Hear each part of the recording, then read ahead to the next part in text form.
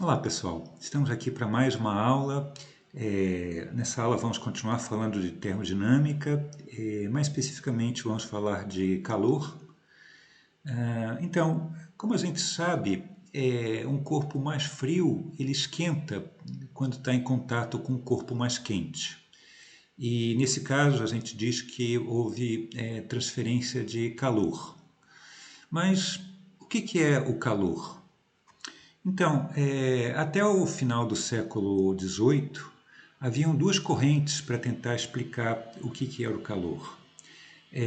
Uma corrente, que era até a maior, acreditava que existia um fluido chamado calórico, e esse fluido ele sempre fluía do corpo mais quente para o corpo mais frio. E esse fluido era finito, conservado, sempre satisfazendo essa regra de fluir do mais quente para o mais frio.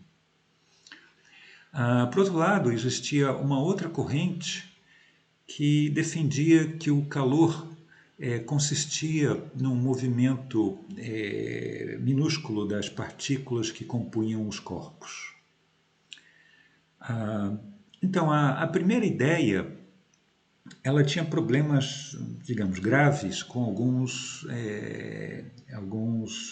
fenômenos que a gente observa. Então, a gente sabe que, por exemplo, quando a gente aquece um objeto através de atrito, como, por exemplo, os escoteiros fazem atrito num graveto para fazer uma fogueira, né? Ou então, quando a gente bate um martelo contra uma bigorna, quer dizer, nesse último caso, você pode ficar batendo o martelo uma quantidade indefinida de tempo, enquanto você ficar batendo o martelo, vai sendo produzido calor para aumentar a temperatura dessa bigorna, né?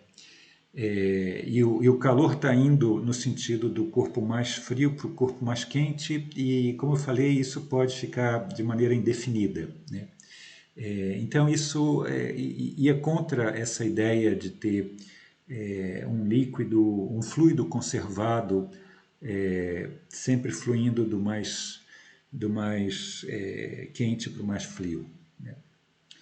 A segunda ideia, ela está mais próxima do correto, mas ela não é exatamente muito precisa, né? Ela confunde o conceito de temperatura com o conceito de calor. Então, na realidade, como a gente vai ver nas próximas aulas, esse movimento minúsculo dos átomos que compõem um corpo, a gente vai ver que, na realidade, a temperatura, digamos, a energia cinética média associada a esse movimento dos átomos ou moléculas de um corpo é essa energia cinética média que está relacionada à temperatura do corpo, né? E agora, como o calor é uma quantidade que aumenta a temperatura dos corpos, quando você dá o calor ao corpo, né? Significa que o calor aumenta essa energia cinética média dos corpos e, portanto, o calor ele deve ser uma forma de energia, né, que é transformada nessa energia cinética das moléculas que compõem o corpo, né? Agora, qual é a unidade do calor, né? Bom, então, antes de se saber que o calor era uma forma de energia, foi definida a caloria como a unidade do calor. E foi definida usando a propriedade de que o calor aumenta a temperatura dos corpos, né? Então, a maneira como foi definida a caloria foi dessa maneira como está aqui nesse retângulo. Uma caloria é a quantidade de calor necessária para elevar de 14,5 graus Celsius para 15,5 graus Celsius a temperatura de 1 grama de água a uma atmosfera. Tá? Essa que é a definição da caloria. Agora, uma observação bastante importante, quer dizer, vocês, no dia a dia de vocês, vez por outra, vocês escutam ou veem em pacotes de alimentos, né, as pessoas falando sobre caloria, tal alimento tem tantas calorias. Uma coisa importante é que essa caloria da nutrição não é igual à caloria, essa definição física de caloria, né? A definição, a caloria da nutrição, ela na realidade ela corresponde a 1 quilocaloria, onde a caloria que eu estou falando aqui é a caloria física, tá? Então existe essa diferença entre a definição de caloria usada em nutrição e a definição de caloria usada em física ou em química, tá? Então isso é uma coisa importante para vocês terem em mente, né? Agora, como eu falei, se o calor, quer dizer, como o calor é uma forma de energia, e a gente sabe que a energia, a unidade de energia, a gente em geral usa o Joule, então deve ter alguma relação entre essas duas unidades, né? E de fato, foi justamente o James Joule, que era um cervejeiro, né? Ele trabalhou durante mais de 30 anos para mostrar essa relação entre essas duas unidades, né? Ele trabalhou no problema da equivalência, o equivalente mecânico da caloria. Ele fez uma quantidade bastante grande de experimentos para conseguir relacionar essas unidades, né? Bom, eu vou comentar mais sobre isso, sobre essa relação desse equivalente mecânico da caloria. A gente vai conversar mais sobre isso na próxima aula. Bom, hoje em dia a gente sabe que a relação entre essas duas unidades é essa aqui. Uma caloria corresponde a 4,186 joules, ok?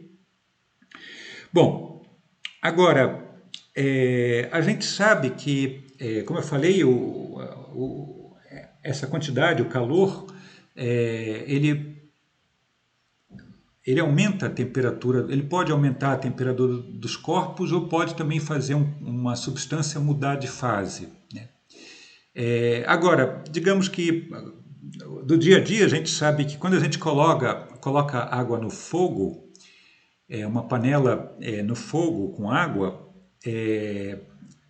para você ter uma variação de 10 graus Celsius a temperatura, leva o dobro de tempo do que ter uma variação de 5 graus. Então isso implica que o calor, quer dizer, ficou lá o fogo ligado o dobro de tempo, gastando mais gás, né? E consequentemente o calor que você gastou foi o dobro, né? Quer dizer, daqui você tira que a quantidade de calor deve ser proporcional à variação de temperatura, né?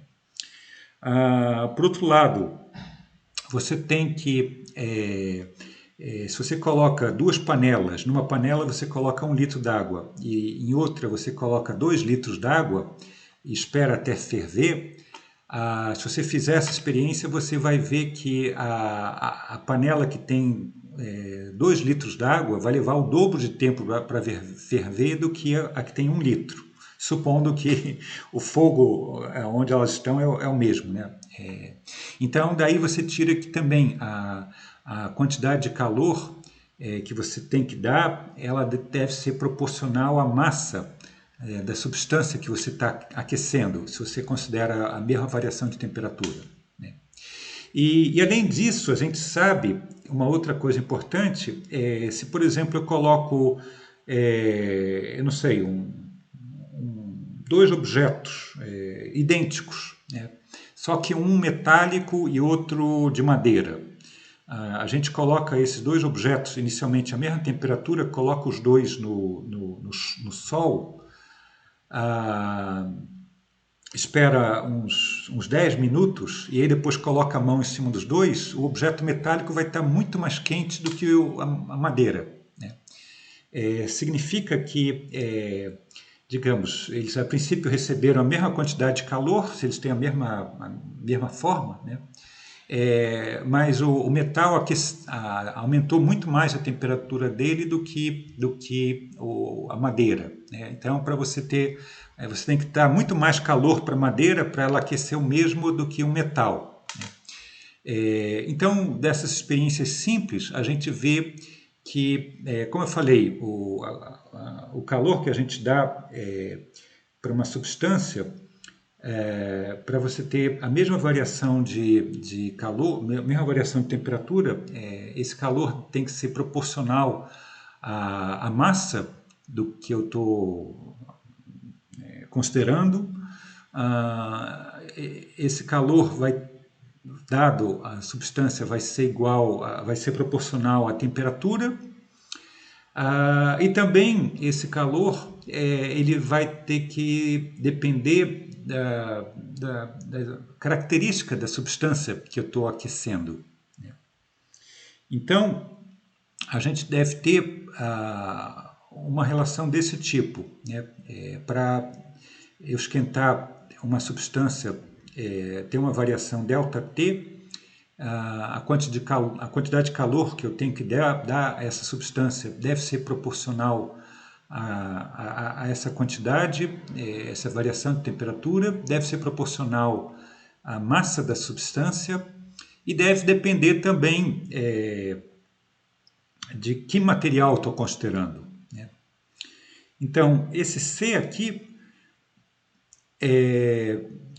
que depende, como eu falei, do material que eu estou considerando, ele é chamado de calor específico da substância. Tá? Agora, você pode, ao invés de trabalhar com esse calor específico, a gente pode trabalhar com uma outra quantidade, que é uma quantidade chamada capacidade térmica, né?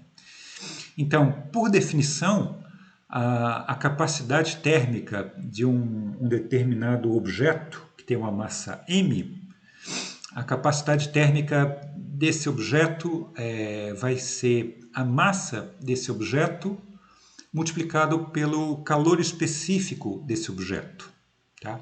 Então, isso aqui que é a definição da capacidade térmica de um determinado objeto de massa m, tá? E a partir dessa definição da capacidade térmica, a gente pode reescrever essa equação daqui de cima dessa maneira, tá? Então, para a gente diferenciar o calor específico da capacidade térmica, em geral a gente usa C minúsculo para o calor específico e C maiúsculo para a capacidade térmica, tá?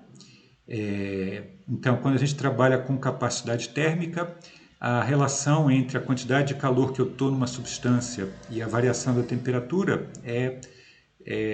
a quantidade de calor vai ser igual à capacidade térmica vezes ΔT. Tá?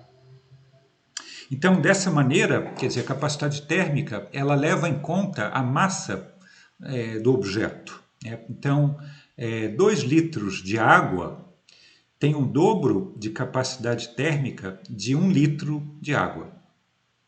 Mas, por outro lado, o calor específico de 2 litros ou 1 litro é exatamente igual, não tem diferença, né? Então, a capacidade térmica é uma grandeza que, como eu falei, leva em conta a massa do objeto, enquanto que o calor específico não. Só vê a característica da substância. Tá? Agora, Algumas vezes, ao invés de eu querer saber a quantidade de calor necessária para aquecer uma determinada quantidade de massa, algumas vezes eu quero trabalhar não com uma quantidade de massa, mas é mais interessante trabalhar com uma quantidade de moles de uma substância, né? Então, nessa situação, a quantidade de calor necessária para aquecer uma substância, ela vai ter que ser proporcional à quantidade de moles dessa substância, né? Então, a equação vai ser reescrita dessa maneira, quando a gente trabalha não com massa, mas com número de moles, quer dizer, aqui esse N que está nessa equação, ele corresponde ao número de moles da substância que eu estou aquecendo, né, que eu estou colocando esse calor, né? E essa constante que aparece aqui, esse C com esse índice M aqui em cima, é o que a gente chama de calor específico molar. Agora, bom, lembrando que um mol é como uma dúzia, né? Uma dúzia, por definição, são 12 unidades, né? Um mol corresponde a 6,02 vezes 10 a 23 unidades de alguma coisa, né? Então, essa aqui é a definição de um mol. E aí você poderia perguntar, bom, como que eu relaciono esse calor específico molar de uma substância com o calor específico que a gente usou lá naquela outra fórmula que eu falei agora há pouco? Bom, a maneira é bem simples, né? Então, a gente pode fazer o seguinte. Eu posso, digamos, eu tenho uma determinada quantidade, não sei, algumas gramas de alguma substância, e para a gente saber o número de moles que tem nessa substância, a gente faz o seguinte: a gente pega, como eu falei, eu tenho uma determinada quantidade, uma massa, algumas gramas de uma substância, eu divido pela chamada massa molar.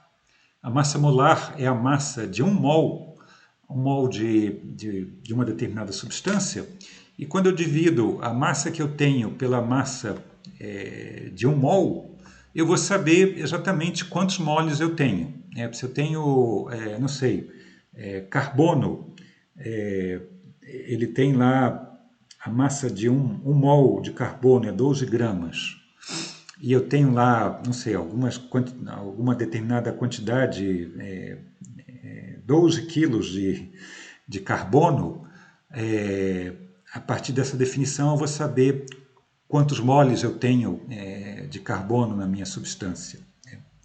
Né? Então, a partir disso, a gente pode fazer o seguinte. Eu tinha escrito em termos, quer dizer, a primeira maneira como eu escrevi a quantidade de calor que eu preciso para aumentar a temperatura, a gente escreveu dessa maneira, usando calor específico, né? Agora, a partir dessa equação daqui, se eu passo esse M0, essa massa molar aqui para cima, eu tiro que a massa pode ser escrita como o número de moles multiplicado pela massa molar, né? É só passar esse M0 aqui para cima. E aí eu substituo isso nessa equação, quer dizer, aqui no lugar desse M, eu coloco N multiplicado por M0, né? Eu fico com isso. Agora, nessa relação eu tenho o ΔQ escrito em termos do N. E aí basta comparar com essa outra equação, o ΔQ escrita em termos do N, né, que eu coloquei aqui novamente. Então, comparando essas duas equações, você conclui que esse calor específico molar vai ter que ser igual a quê? Vai ter que ser igual a massa molar multiplicada por C, né? Essa aqui que é a relação entre essas duas quantidades. esses dois diferentes tipos de calor específico. Tá? Agora, existem, digamos, aqui eu falei sempre eu dar calor, ou também poderia estar retirando calor. Algumas vezes você também está retirando calor de uma substância, né? Então, você tem vezes que realmente você dando calor ou retirando calor de uma substância, você tem variação de temperatura, mas existem vezes em que isso não acontece. Você dá calor e a substância não muda de temperatura, e quando isso acontece, o que está acontecendo, na realidade, esse calor está sendo usado para fazer uma mudança de fase ou mudança de estado, né? Então, por exemplo, quando você coloca água no fogo e a água já está fervendo, nessa situação, quer dizer, você continua com a água lá no fogo, o que está acontecendo com o calor que está sendo usado? Então, a água, ela não passa, se você está a 1 atmosfera, a água não passa de 100 graus Celsius, né?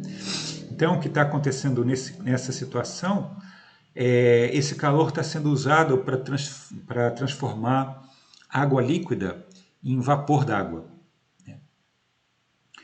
E você vai continuar tendo esse processo até evaporar toda a água, né?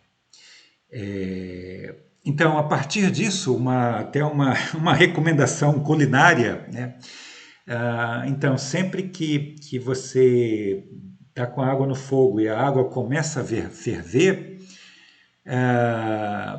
não faz sentido você continuar com fogo alto, porque isso não vai fazer com que a água aumente a temperatura, se você está a 1 atmosfera, né? Se você mantiver o fogo alto, você só vai fazer com que a água ela evapore mais rápido. Então você vai estar perdendo, digamos, vai estar desperdiçando energia e dinheiro, né? Porque esse calor não está sendo usado para aumentar mais a temperatura. Então, uma recomendação culinária é assim que a água chegue a temperatura de 100 graus, o que é mais inteligente a ser feito é você colocar o fogo no mínimo, porque para manter essa temperatura de 100 graus, porque o fato de você estar com o fogo mais alto não vai ter nenhum efeito além de só evaporar a água mais rápido, e você vai estar gastando dinheiro à toa, né? Agora, voltando para a física, né? Então, quando você está nessa situação, quando você tem uma substância que está mudando de fase, como eu falei, o calor nesse caso, ele está sendo usado para fazer essa transformação, por exemplo, como eu falei, de água líquida para vapor de água, ou, por exemplo, de gelo para água líquida, ou vice-versa, também no sentido contrário. Você pode estar tirando o calor, transformando água líquida em gelo, né?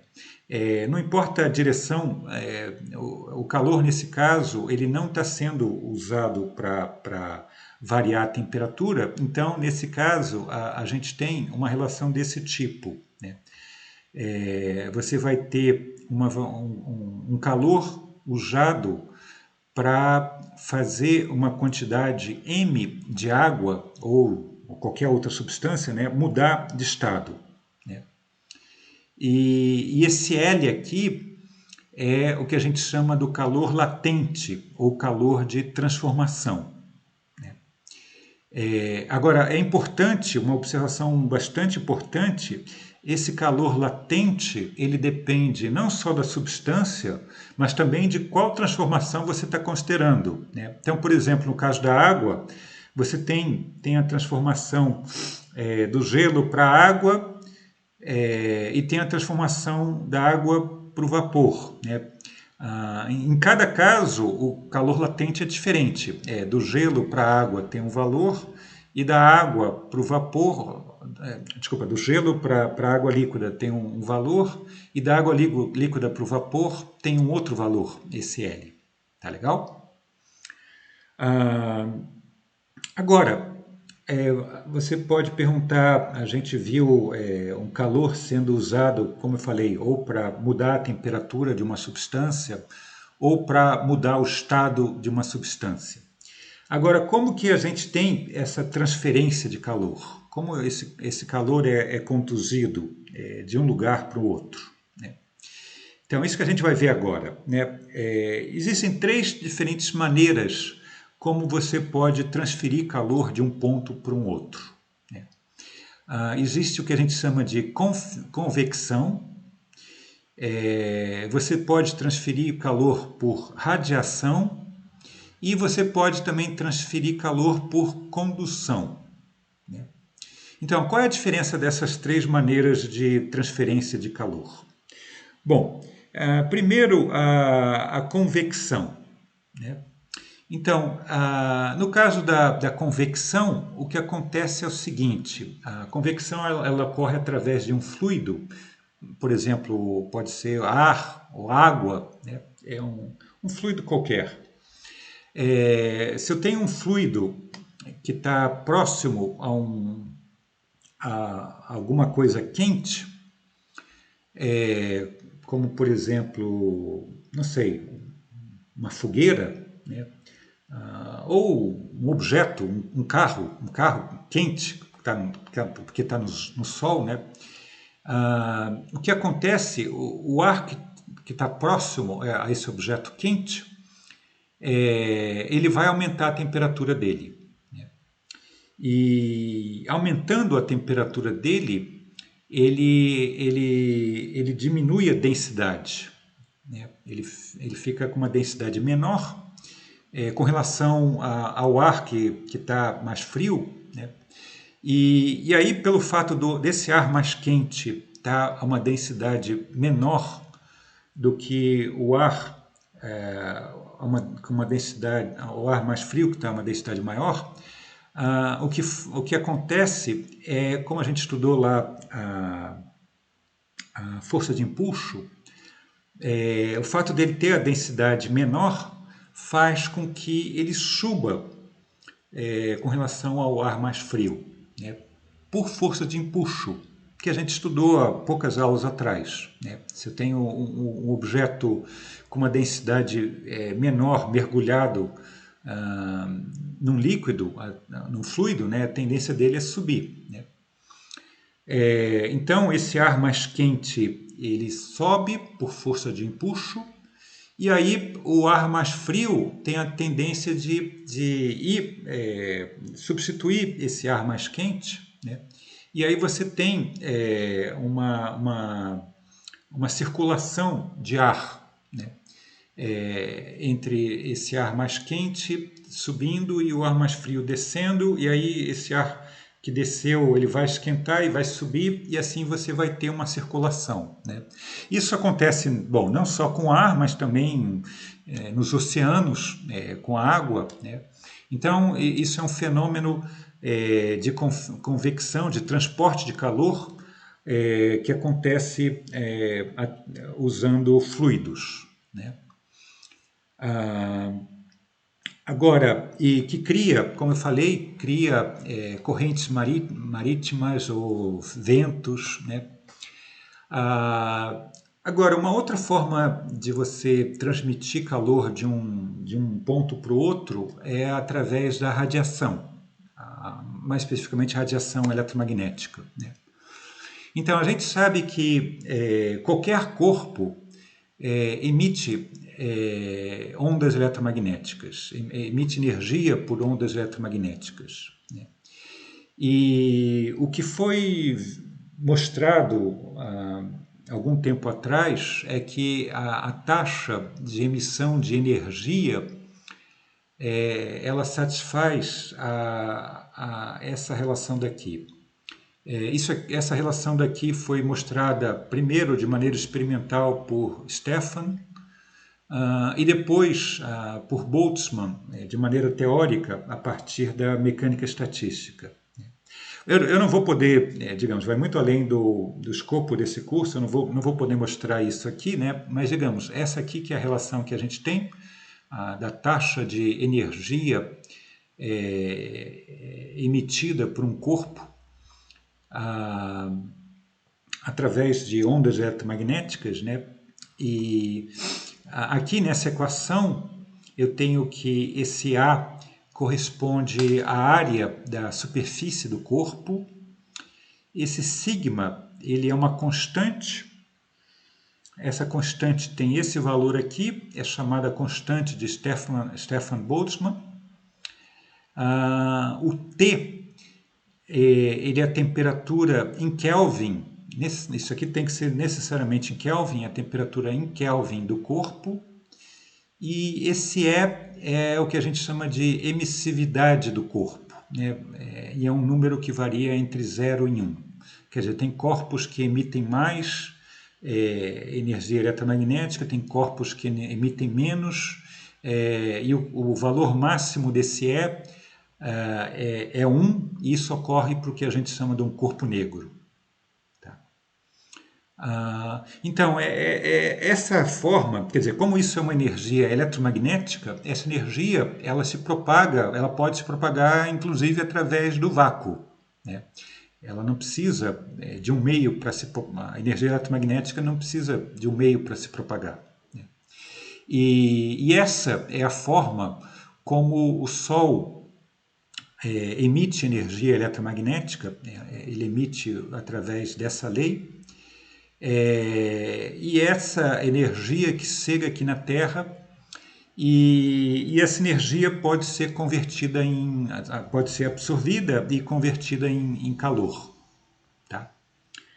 Então essa é uma outra maneira da gente transmitir calor de um ponto para um outro, né? E finalmente a terceira maneira, que é a que a gente vai estudar em mais detalhe, é a condução. Então, como que acontece essa maneira de você transmitir calor? Então, a gente sabe que, digamos, se eu tenho um objeto metálico, não sei, uma barra de cobre, né? Ou uma colher, né? Uma colher metálica, né? Eu coloco, por exemplo, essa barra no fogo. Quer dizer, no início toda a barra está à mesma temperatura, eu estou segurando a barra, né? E aí eu coloco uma extremidade da barra no fogo.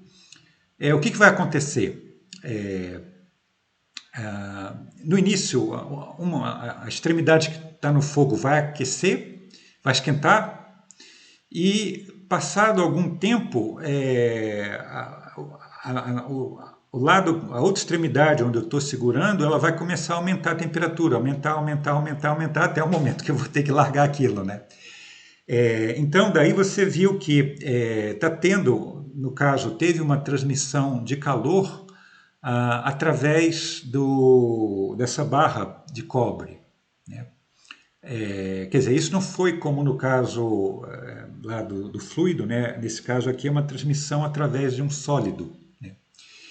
E a maneira como você tem a transmissão desse calor é a seguinte: a gente sabe que na região, digamos, quando você coloca essa barra no fogo, a região onde está no fogo, mais quente, você tem que os átomos nessa região, eles ficam vibrando, tem uma energia cinética maior, né? Eles vibram mais, tem uma energia cinética maior, e eles começam a colidir com os outros átomos vizinhos, e essas colisões vão transferindo energia cinética.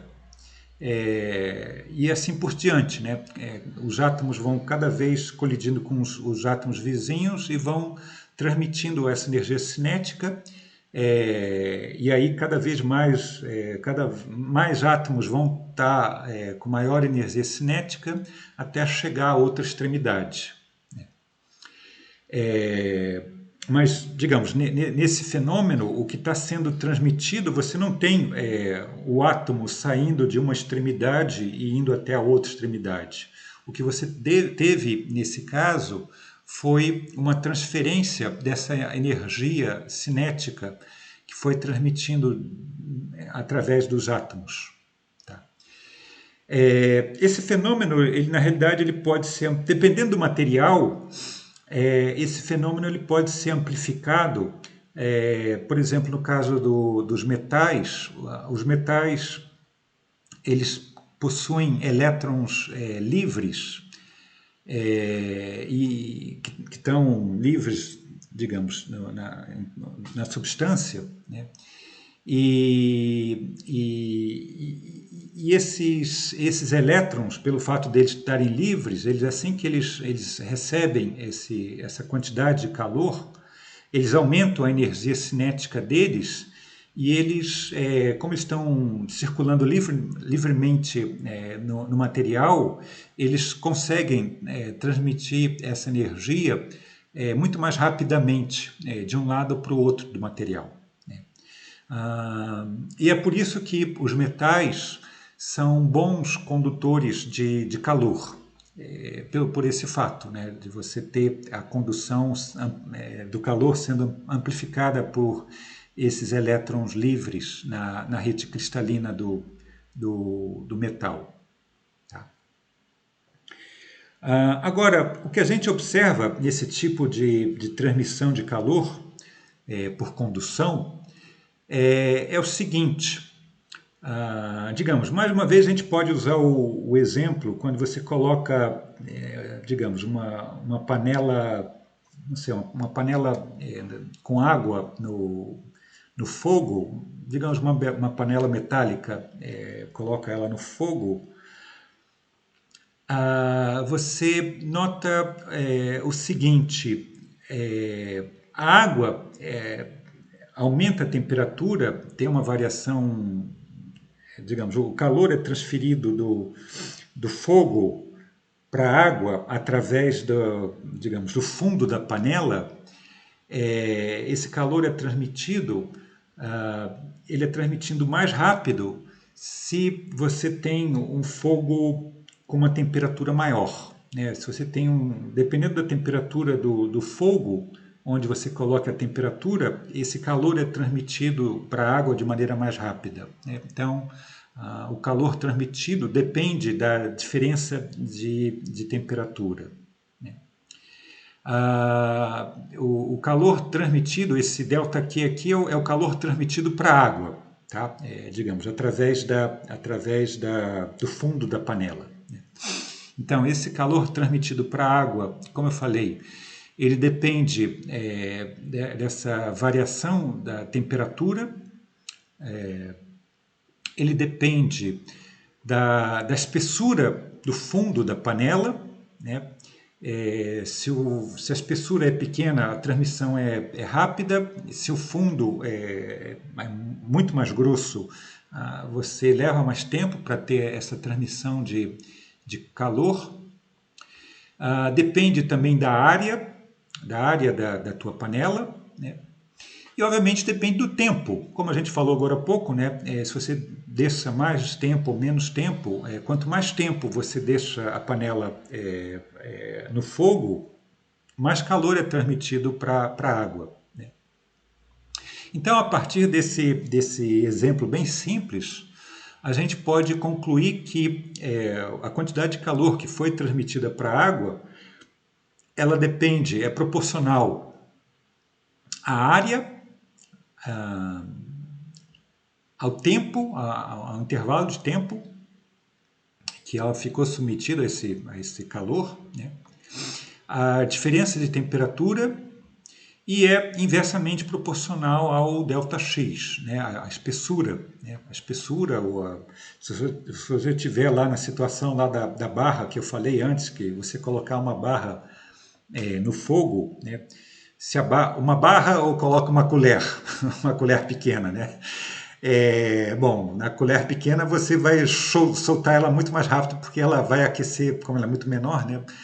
você vai aquecer muito mais rápido do que você colocar uma barra grande, né? Leva mais tempo para aquecer, para esse calor chegar a outra extremidade, né? Então, esse calor transmitido, ele é inversamente proporcional ao ΔX, que é o tamanho do objeto que você está usando, quer dizer, a distância que esse calor está percorrendo, né? Agora, a partir dessa relação, você tem o seguinte, você pode passar esse ΔT aqui para o outro lado, quer dizer, esse ΔQ, ele é proporcional a essa quantidade, né? Então, você pode passar isso aqui para o outro lado, então ΔQ sobre ΔT tem que ser proporcional à área, à diferença de temperatura e inversamente proporcional ao ΔX, né? Então, você deve ter uma relação como essa e se você toma, quer dizer, você vai ter o ΔQ sobre ΔT, deve ser proporcional a isso aqui, se você chama o ΔX de um L, né? E quando você toma esse intervalo de tempo tendendo para zero, que normalmente a gente está interessado nisso, a gente está interessado a essa variação no intervalo que tende para zero, você tem que essa razão aqui, quando o ΔT vai para zero, isso aqui nada mais é do que a definição da derivada de Q com relação ao tempo, né? E essa derivada de Q com relação ao tempo vai ser igual a isso aqui, tá? Onde aqui eu coloquei esse Q porque, digamos, um outro dado importante é o seguinte, essa transmissão desse calor através de um material depende de que material é esse. Então, mais uma vez, você pode colocar, não sei, uma barra de um metal e uma barra de vidro do mesmo tamanho, exatamente do mesmo comprimento, coloca essas duas barras, uma em cada mão, no fogo. Com certeza, passado algum tempo, a barra de metal que você está segurando, você vai estar se sentindo muito mais quente do que a barra de vidro, né? Porque, como eu falei agora há pouco, né, o metal ele conduz muito melhor calor do que, por exemplo, o vidro, né? Então, esse Q que aparece aqui, ele depende do material que você está usando, tá? E esse Q ele é chamado de uma constante, e essa constante é chamada condutividade térmica. Tá legal? Então, essa daqui é a relação que você tem quando você tem um calor transmitido por condução, né? A derivada do calor transmitido dessa maneira, com relação ao tempo, vai ser igual a condutividade térmica multiplicada pela área, multiplicada pela variação da temperatura e dividida pelo comprimento do teu objeto que esse calor está passando. Ok? Agora, essa derivada daqui, a derivada de Q com relação ao tempo, isso aqui algumas vezes é chamado de corrente de calor, tá? E em geral se usa essa letra H, tá? Então essa derivada tem esse nome daqui de corrente de calor.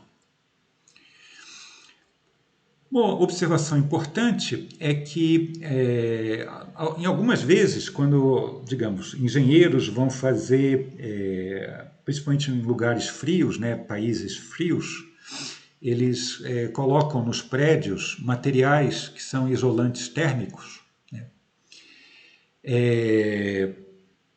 E aí, eles estão mais interessados não em objetos que conduzem bem o calor, mas objetos que não conduzem bem o calor, que são isolantes térmicos. E aí você define essa grandeza aqui, R, que a gente chama de resistência térmica. Esse R daqui, ele é inversamente proporcional ao Q. O R é definido dessa maneira, ele é, como eu falei, ele é o inverso do Q, ele está medindo a resistência do corpo a deixar passar calor, né?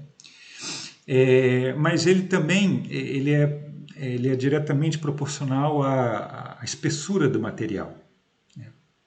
Então, a partir dessa definição, você vê que esse R, aqui você tem o K sobre L. Então, aqui nessa minha derivada, a derivada é proporcional ao K sobre L e o R é justamente o contrário, é L sobre K. Então, a gente pode reescrever essa equação usando o fato que o R é o inverso disso aqui, do K sobre L. A gente pode reescrever essa equação dessa forma daqui.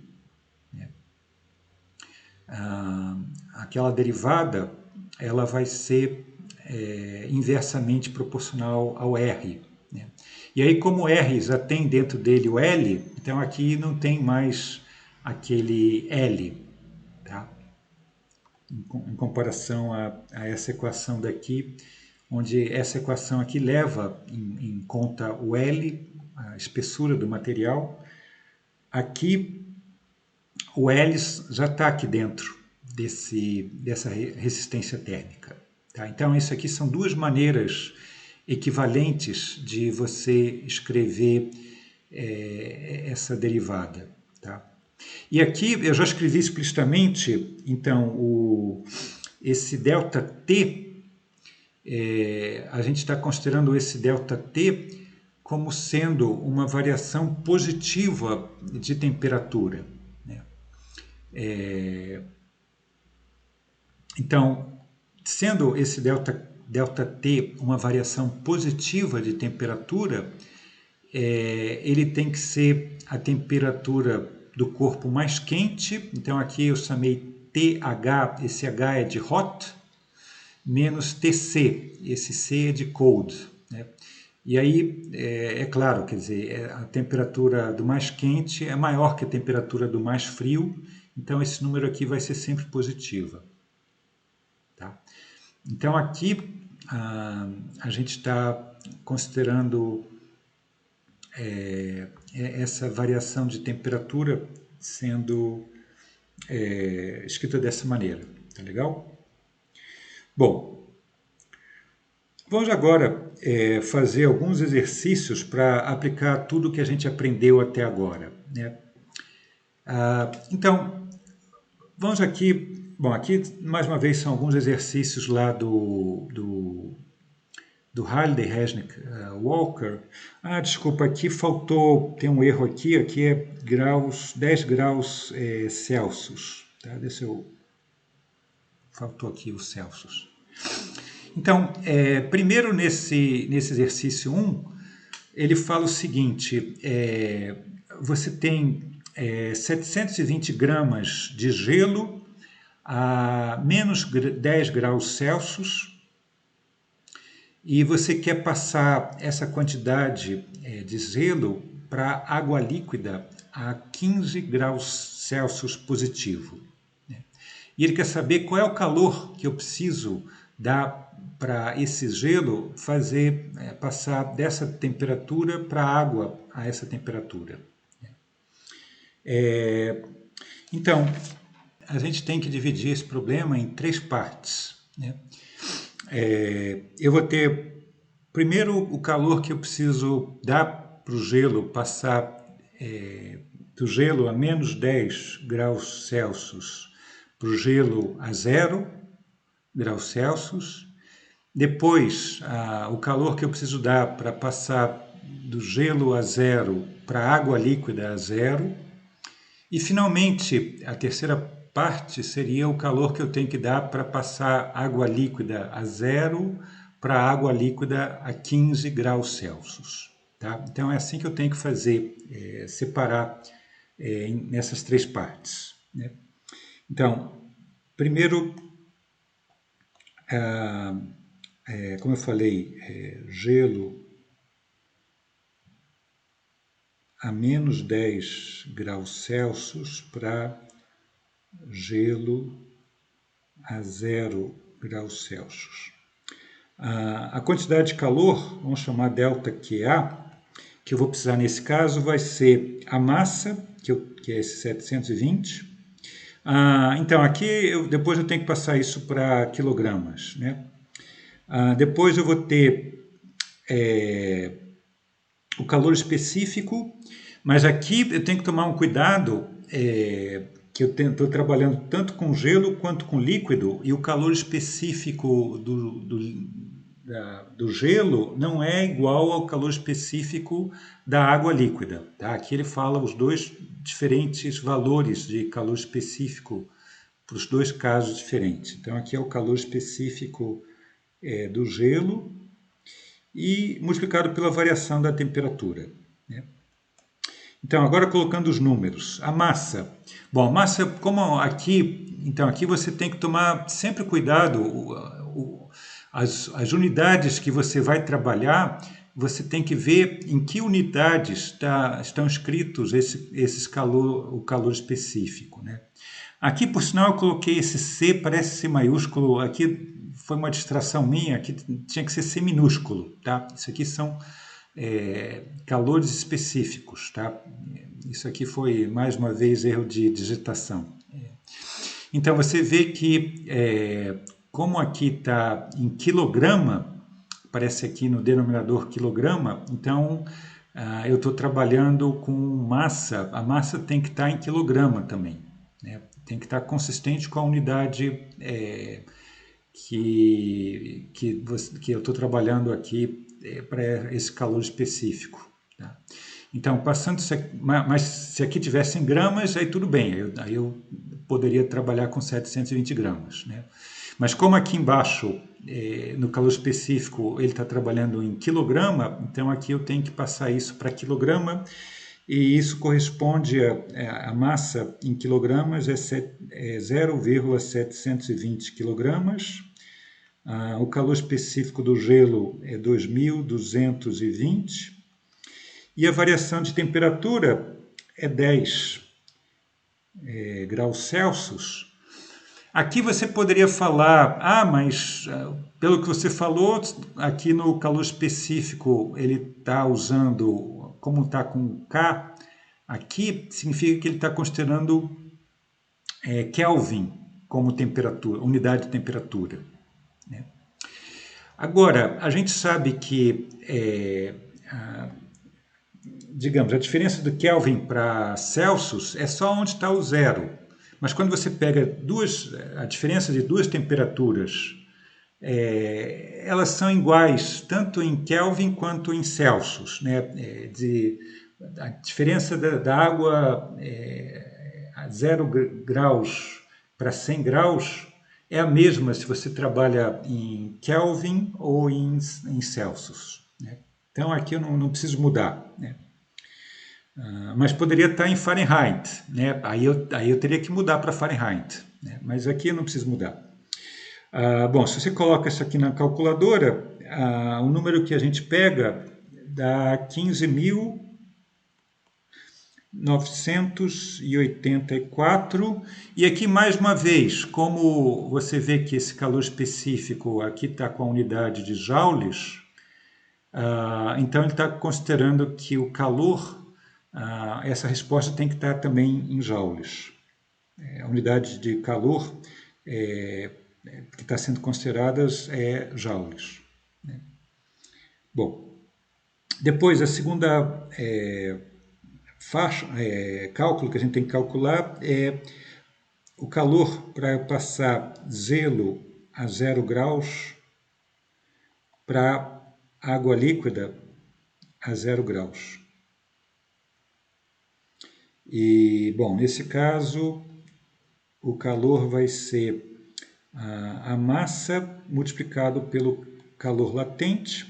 A massa, mais uma vez, é 0,220. E o calor latente, ele falou que é 333 vezes 10 a 3.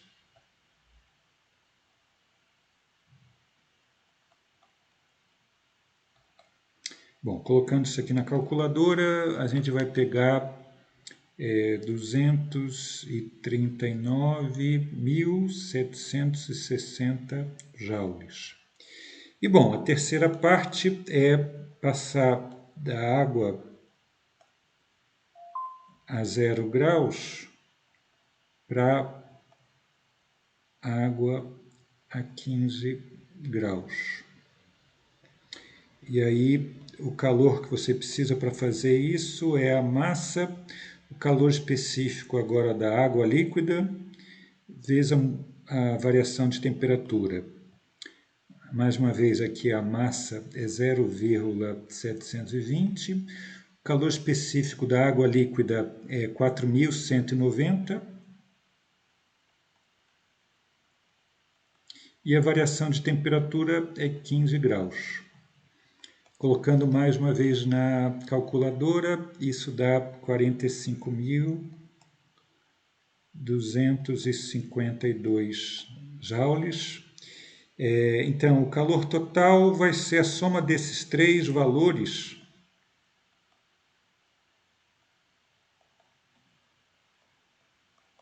Opa.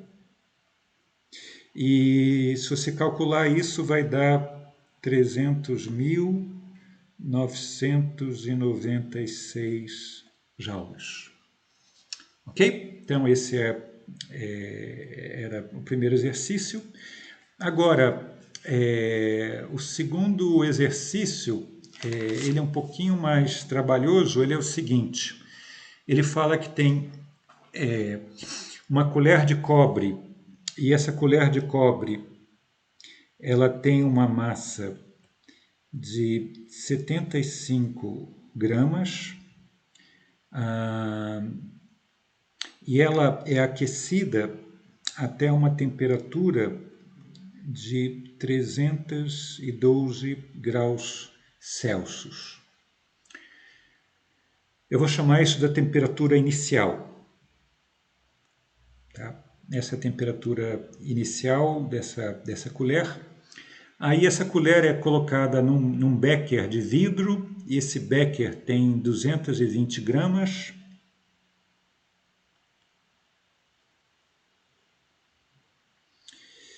E aqui ele fala que a capacidade térmica do becker, ele não dá o calor específico, ele dá a capacidade térmica do... desculpa, isso aqui é a massa... Tá, o que eu falei aqui não foi muito preciso. Isso aqui é a massa de água que está dentro do becker. Tá? Então, isso aqui é a massa de água.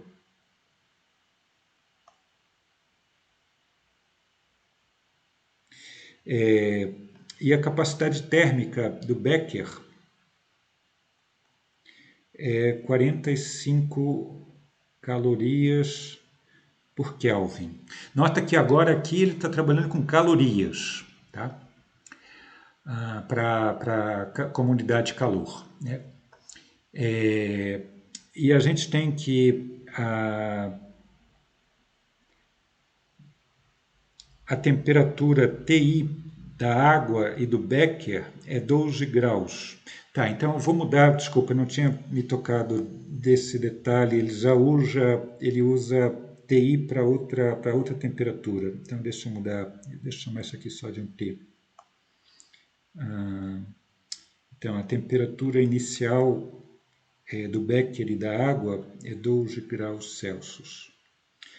Ele quer saber, digamos, você coloca essa colher bastante quente dentro da água, o que vai acontecer? A colher vai esfriar e a água e o becker vão esquentar. e esse processo vai ficar acontecendo até tudo chegar à mesma temperatura final, né? Então, você tem que, essa colher, vamos chamar aqui TC, como a temperatura da colher, temperatura inicial da colher, né? Então, inicialmente, a colher tem essa temperatura, e o becker e a água tem essa outra temperatura. Aí você coloca a colher lá dentro e os dois vai ter uma troca de calor até todos eles chegarem a uma mesma temperatura final. Tá legal?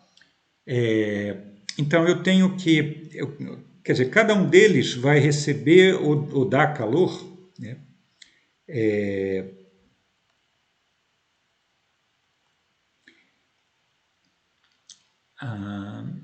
Então eu tenho que a água, o calor, digamos, dado para a água vai ser a massa da água vezes o calor específico da água vezes a diferença de temperatura. Então vai ser uma temperatura final menos inicial. Para o becker,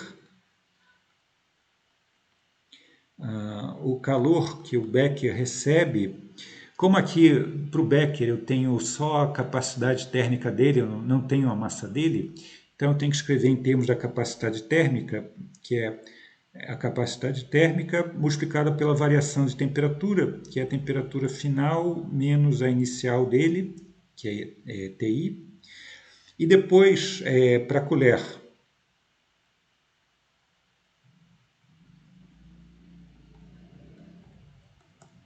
Vai ser a massa da colher, o calor específico da colher, a temperatura final, que é igual para todos eles, mas a inicial é diferente para a colher, é TC, né?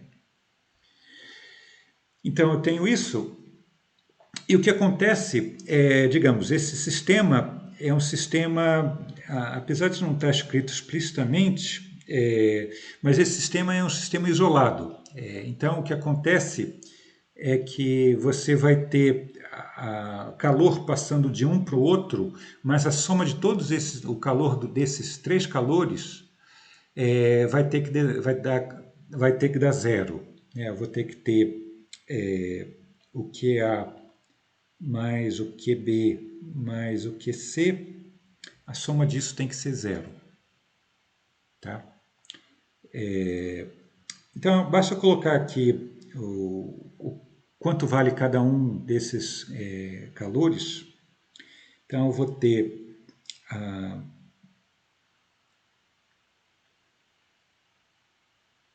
a massa da água, o calor específico da massa, TF menos TI. Depois eu vou ter a capacidade térmica do becker, TF menos TI. E depois vou ter MC, calor específico da colher, TF menos TC, tudo isso tem que ser zero. Bom, como eu quero saber o TF, eu vou ter que isolar o TF, né, a temperatura final. Então eu vou pegar todos os termos que tem TF, deixar eles do lado esquerdo, e todos os outros eu vou colocar do lado direito, né? E necessariamente todos os outros que não têm o TF, eles têm aqui o sinal negativo, quando passa para o outro lado eles vão ficar com o sinal positivo.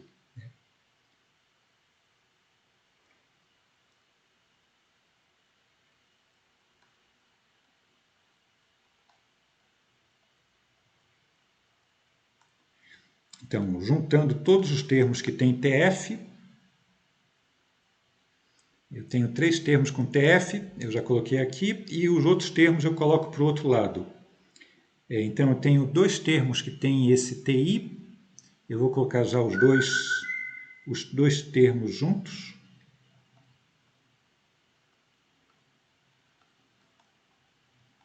E depois eu vou ter mais aquele termo da colher.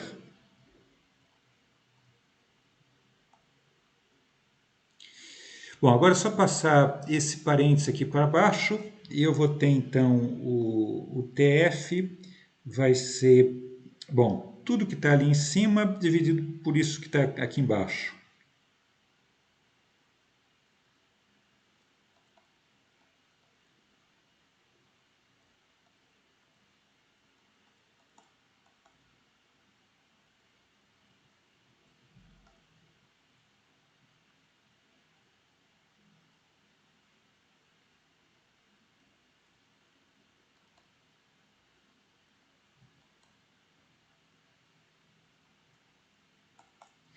Bom, aí é só colocar os valores numéricos, ele dá todos os valores numéricos aqui, tomando sempre cuidado.